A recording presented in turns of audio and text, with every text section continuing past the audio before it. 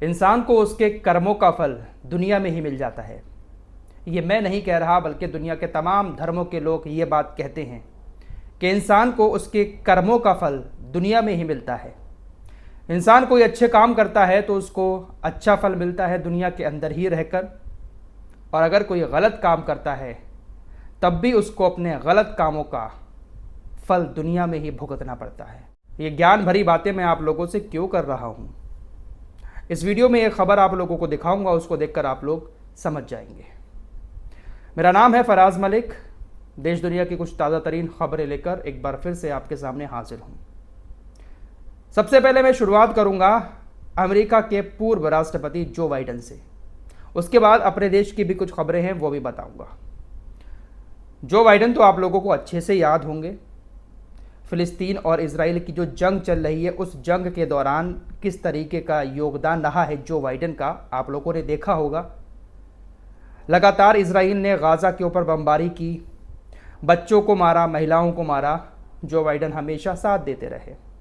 फिलहाल बड़ी खबर ये आ रही है कि जो बाइडेन को प्रोस्टेट कैंसर हुआ है, और ये कोई हवाई वाली बात नहीं है, कोई फेक खबर नहीं है, एकदम रियलिटी आप लोगों को बता रहा हूं। जो बाइडेन को कैंसर की पुष्टि हुई है, और ये कैंसर कोई छोटा मोटा नहीं है, बल्कि 4th स्टेज में पहुंच चुका है। जो बाइडेन की हड्डी में अब ये कैंसर पहुंच चुका है। प्रोस्टेट कैंसर है, लेकिन वो कैंसर इतना बढ़ गया है कि जो बाइडेन की अब हड्डी में प्रोस्टेट कैंसर पहुंच चुका है। तकरीबन 4th स्टेज चल रही है। अब इसका सबूत भी आप लोगों को दिखा देता हूं। ये बात कोई हवाई वाली और फेक खबर नहीं है, बल्कि एक्चुअल बात है। जो बाइडेन के कैंसर की बात खुद जो बाइडेन के प्रशासन की तरफ से बताई गई है। जो कमला हैरिस है, इनको भी जानते होंगे, सोशल मीडिया के जरिए इन्होंने भी बताया है। डोनाल्ड ट्रंप ने भी उनके कैंसर के बारे में बात की है और दुआ की है कि वो जल्द से जल्द ठीक हो जाए। तो यहां से कंफर्म हो जाता है कि जो खबर चली है कैंसर वाली वो बिल्कुल सही है। और जो बाइडेन को ये कैंसर अब से नहीं है, कई साल से है। इस बात की पुष्टि ऐसे हो रही है कि उनका जो प्रोस्टेट कैंसर था वो हड्डी तक पहुंच गया। लेकिन ये बात अब सामने आ रही है। इसको लेकर जो बाइडेन की जो बीवी हैं जिल बाइडेन, उनके ऊपर भी लोग निशाना साध रहे हैं कि आपने आज तक जानकारी क्यों नहीं दी।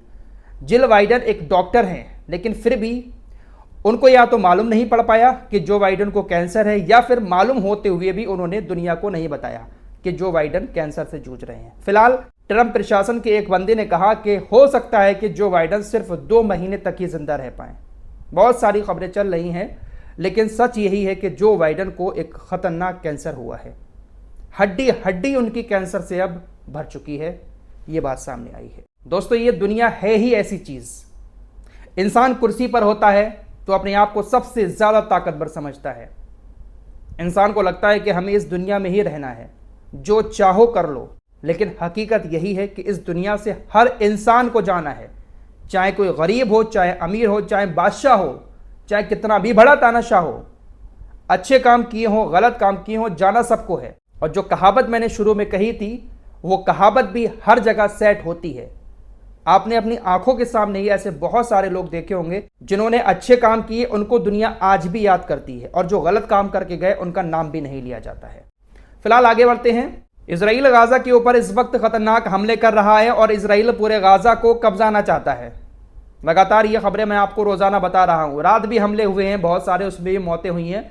चीन और फ्रांस की तरफ से ज्वाइंट स्टेटमेंट दिया गया है और कहा गया है कि अंतर्राष्ट्रीय समुदाय को आगे आकर इजराइल को रोकना चाहिए। इंटरनेशनल कम्युनिटी को अब नेतन्याहू के खिलाफ कार्रवाई की जरूरत है। स्टेटमेंट तो लगातार देशों की तरफ से आते रहते हैं। वैसे चाइना को लेकर एक और खबर चल रही है कि चाइना ने गाजा के अंदर एयर ड्रॉप किया है, क्योंकि नेतन्याहू ने सारा खाना पानी बंद कर रखा है। कोई भी ट्रक गाजा के अंदर सहायता लेकर नहीं पहुंच पा रहा है।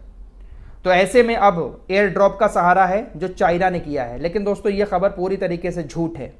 चाइना ने किसी तरह का कोई एयर ड्रॉप नहीं किया है। बहुत सारे विमान दिखाए जा रहे हैं उड़ते हुए कि इजिप्ट की मदद से चाइना ने एयर ड्रॉप किया है। बिल्कुल गलत खबर है, ऐसा कुछ भी नहीं है। जो वीडियो दिखाई जा रही है वो किसी और ऑपरेशन की है। चाइना ने अब हाल ही में 2-3 दिन पहले कोई भी एयर ड्रॉप गाजा के अंदर नहीं किया है। आइए भारत पाकिस्तान की बात कर लेते हैं। ऑपरेशन सिंदूर हुआ और उस दौरान क्या क्या चीज़ें हुई, सारी बातें आप लोगों को अच्छे से मालूम है। पिछली 2 रिपोर्ट में आप लोगों को बता चुका हूं कि भारत अब पाकिस्तान को इंटरनेशनल लेवल पर बेनकाब करने का प्लान बना रहा है। बेनकाब पाकिस्तान, इसके जरिए भारत अपने देश के नेताओं को तकरीबन 33 देश भेज रहा है। अलग अलग टीमें बनाई गई हैं जो मैं आपको बता चुका हूं। 33 देश जाएंगे हमारे देश के अलग अलग पार्टियों के नेता और पाकिस्तान को लेकर बातचीत होगी। ऑपरेशन सिंदूर के बारे में बातचीत होगी कि हमारी सेना ने ऑपरेशन सिंदूर क्यों चलाया। सारी चीजें मैं आप लोगों को पिछली 2 वीडियो में बता चुका हूं। अब कुछ ऐसा ही पाकिस्तान की तरफ से भी किया जा रहा है।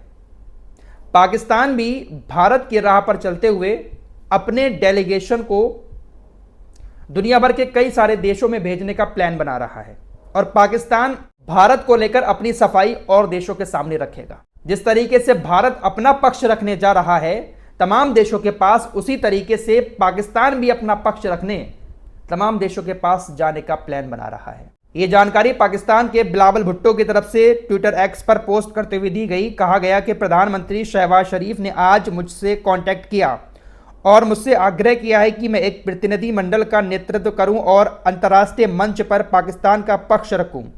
मैं इस जिम्मेदारी को एक्सेप्ट करता हूं और इस कठिन समस्याओं में पाकिस्तान की सेवा करने के लिए प्रतिबद्ध हूं। यानी जो काम भारत करेगा वही पाकिस्तान अब करेगा, दूसरे देशों के सामने अपना पक्ष रखेगा। फिलहाल भारत के तकरीबन 58 नेताओं को सिलेक्ट किया गया है। कई सारी टीमें बनाई गई हैं। एक टीम में यूसुफ पठान को भी रखा है, मैं आपको कल भी बता चुका हूं। लेकिन यूसुफ पठान की तरफ से अपना नाम वापस ले लिया गया है। आखिर यूसुफ पठान ने नाम वापस क्यों लिया? दरअसल ऐसी खबरें आ रही हैं कि भारत सरकार ने डायरेक्ट यूसुफ पठान से कांटेक्ट किया कि हम आपको अपनी टीम में शामिल करके दूसरे देशों में ले जाना चाहते हैं अपना पक्ष रखने के लिए। यह बात टीएमसी को बुरी लगी। यूसुफ पठान जो है वो टीएमसी पश्चिम बंगाल की जो पार्टी है ममता बनर्जी की, उसकी पार्टी की तरफ से चुनाव लड़े थे और वो जीत कर सांसद बन गए। तो डायरेक्ट यूसुफ पठान से कांटेक्ट किया गया, इसलिए पार्टी ने साफ कह दिया कि वो नहीं जाएंगे। यूसुफ पठान ने साफ मना कर दिया।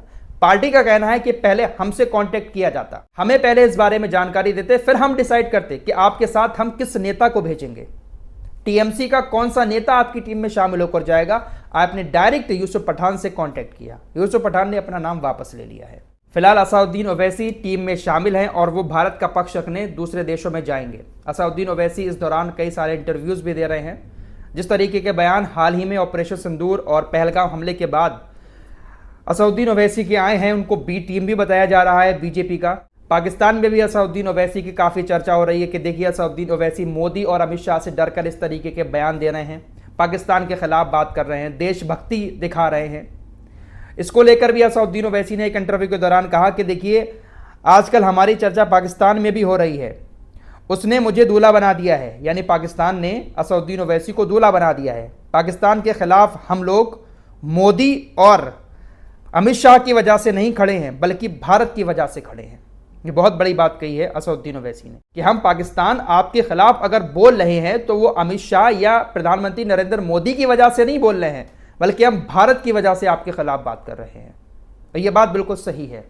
पाकिस्तानियों को ऐसा लगता है कि असाउद्दीन ओवैसी जैसे नेता अगर पाकिस्तान के खिलाफ बात कर रहे हैं तो वो डर से कर रहे हैं। अरे भाई, भारत के मुसलमान हैं, अपने देश से मोहब्बत करते हैं, वतन से मोहब्बत करना हमारा ईमान है और उसी ईमान को ताज़ा करते हुए असाउद्दीन ओवैसी अपने देश की बात रख रहे हैं और अपने देश की बात रखने वो दूसरे देशों में भी जाने के लिए टीम में शामिल हुए हैं। फिलहाल कोई तो ऐसा नेता है जो खुलकर बात कर रहा है किसी भी मामले पर, विपक्ष का नेता।